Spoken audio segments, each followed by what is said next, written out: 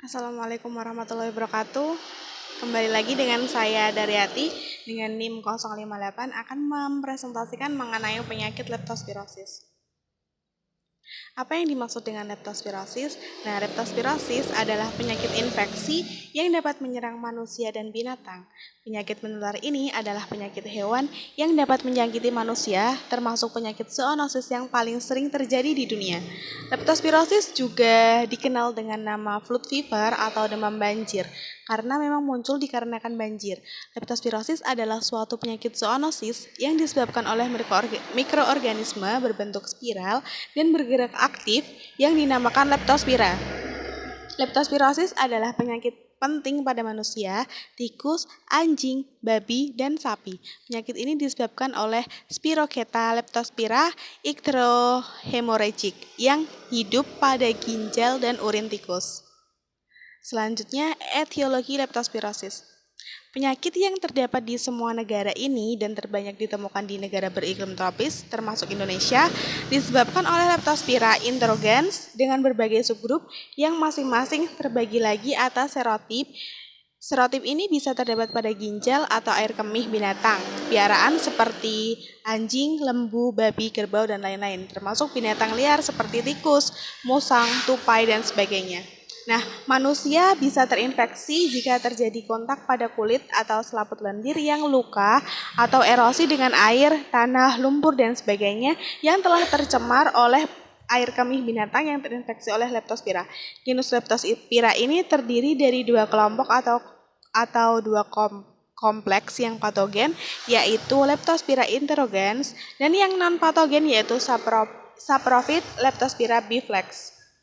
Nah, kelompok patogen sendiri terdapat pada manusia dan hewan, sedangkan kelompok yang patogen atau Leptospira interrogans terdiri dari subgrup yang masing-masingnya terbagi lagi atas berbagai serotip atau serovar yang jumlahnya sangat banyak. Saat ini telah ditemukan sebanyak 240 serotip yang tergabung dalam ke-23 serogrup. Selanjutnya yaitu patofisiologi. Nah, leptospira dapat masuk melalui luka di kulit atau menembus jaringan mukosa seperti konjungtiva, nasofaring, dan vagina. Setelah menembus kulit atau mukosa, mikroorganisme ini ikut aliran darah dan menyebar ke seluruh tubuh. Leptospira juga dapat menembus jaringan seperti serambi depan mata dan ruang subarachnoid tanpa menimbulkan reaksi peradangan yang berarti. Faktor yang bertanggung jawab untuk virulensi leptospira masih belum diketahui. Sebaliknya, leptospira yang virulen dapat bermutasi menjadi tidak virulen. Virulensi tampak berhubungan dengan resistensi terhadap proses pemusnahan di dalam serum oleh neutrofil. Antibodi yang terjadi meningkatkan clearance leptospira dari darah melalui peningkatan opsonisasi dan dengan demikian mengaktifkan fagositosis. Beberapa penemuan menegaskan bahwa leptospira yang lisis dapat mengeluarkan enzim, toksin, atau metabolit lain yang dapat menimbulkan gejala-gejala klinis. Hemolisis pada leptospira dapat terjadi karena hemolisin yang tersirkulasi diserap oleh eritrosit, sehingga eritrosit tersebut lisis. Walaupun di dalam darah sudah ada antibodi, diastasis hemorragik pada umumnya terbatas pada kulit dan mukosa. Pada keadaan tertentu dapat terjadi perdarahan gastrointestinal atau organ vital dan dapat menyebabkan kematian. Selanjutnya gejala klinis leptospirosis. Menurut Anis tahun 2008, gambaran klinis leptospirosis dibagi atas 3 fase, yaitu yang pertama fase leptospiremia, yang kedua fase imun, dan yang ketiga fase penyembuhan. Fase leptospiremia sendiri gejalanya meliputi mendadak demam tinggi sampai menggigil disertai sakit kepala, nyeri otot, mual muntah, diare, ikterus, injeksi siler mata. Fase ini berlangsung selama 4-9 hari dan berakhir dengan menghilangnya gejala klinis untuk sementara. Yang kedua yaitu fase imun. Fase imun ditandai dengan terbentuknya imunoglobulin M dalam sirkulasi darah sehingga gambaran klinis bervariasi dari demam tidak terlalu tinggi, gangguan fungsi ginjal dan hati, serta gangguan hemostatis dengan manifestasi perdarahan spontan.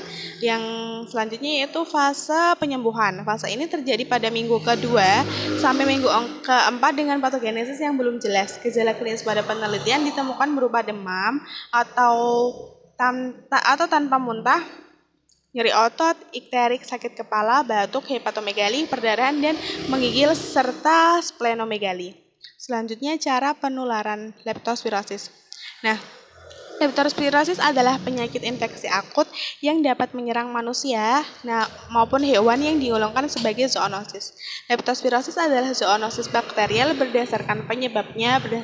Berdasarkan cara penularan merupakan direct zoonosis karena tidak memerlukan vektor dan dapat juga digolongkan sebagai amofixenose karena jalur penularan dapat dari hewan ke manusia dan sebaliknya.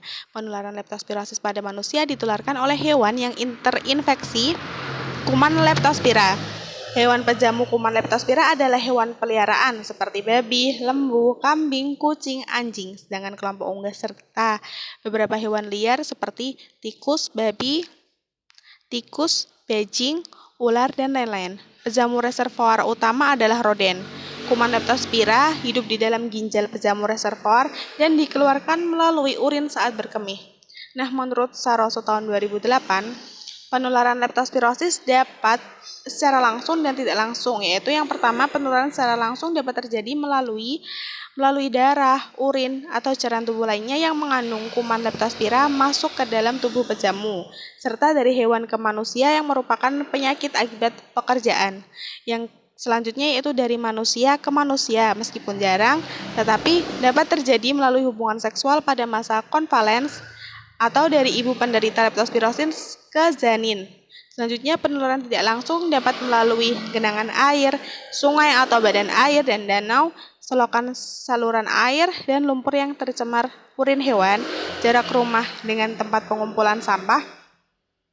Selanjutnya yaitu epidemiologi leptospirosis. Nah, menurut John Garden dan Sumirat mendeskripsikan bahwa triangulasi epidemiologi penyebaran penyakit untuk keseimbangannya tergantung adanya 3 faktor dasar epidemiologi, yaitu yang pertama agen atau penyebab penyakit, yang kedua host atau manusia dan karakteristiknya, dan yang ketiga environment atau lingkungan.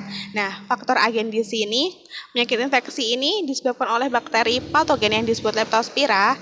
Nah, yang berupa mikroorganisme yang berupa bakteri patogen atau dapat menyebabkan penyakit berbentuk spiral, termasuk genus Leptospira, famili Leptospiraceae, ordo Spirochetes, Spiroseta, berbentuk bergulung-gulung tipis, motil, obligat, dan berkembang pelan secara anaerob. Genus Leptospira terdiri dari 2 spesies, yaitu Leptospira interrogens yang merupakan bakteri patogen dan Leptospira biflex yang merupakan saprofit. Yang kedua yaitu faktor pejamu atau faktor host. Dengan adanya binatang yang terinfeksi bakteri leptospira di mana-mana, leptospirosis pada manusia dapat terjadi pada semua kelompok umur dan pada kedua jenis kelamin. Selanjutnya yang ketiga yaitu faktor lingkungan.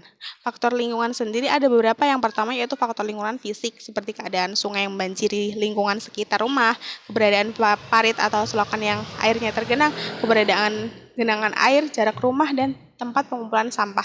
Yang kedua yaitu lingkungan biologik seperti keberadaan tikus, keberadaan hewan piaraan, terus yang selanjutnya yaitu lingkungan sosial seperti lama pendidikan, jenis pekerjaan, dan kondisi tempat bekerja. Selanjutnya yaitu pencegahan leptospirosis.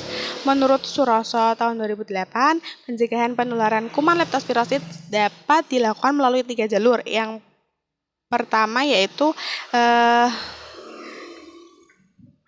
jalur sumber infeksi dapat dilakukan dengan melakukan tindakan isolasi atau membunuh hewan yang terinfeksi. Yang kedua dengan memberikan antibiotik pada hewan yang terinfeksi seperti penisilin, ampicillin, atau yang lainnya. Yang ketiga yaitu dengan mengurangi populasi tikus dengan beberapa cara seperti penggunaan racun tikus, pemasangan jembatan, penggunaan rodentisida, dan predator roden.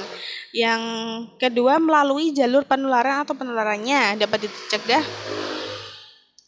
dapat dicegah melalui yang pertama memakai alat pelindung diri, yang kedua mencuci luka dengan cairan antiseptik, yang selanjutnya mencuci atau mandi dengan sabun antiseptik setelah terpajan percikan urin. Yang selanjutnya yaitu melalui jalur pejamu manusia seperti menumbuhkan sikap waspada, terus melakukan upaya edukasi dalam upaya promotif dan sebagainya. Demikian presentasi dari saya. Terima kasih. Mohon maaf apabila ada salah kata. Wassalamualaikum warahmatullahi wabarakatuh.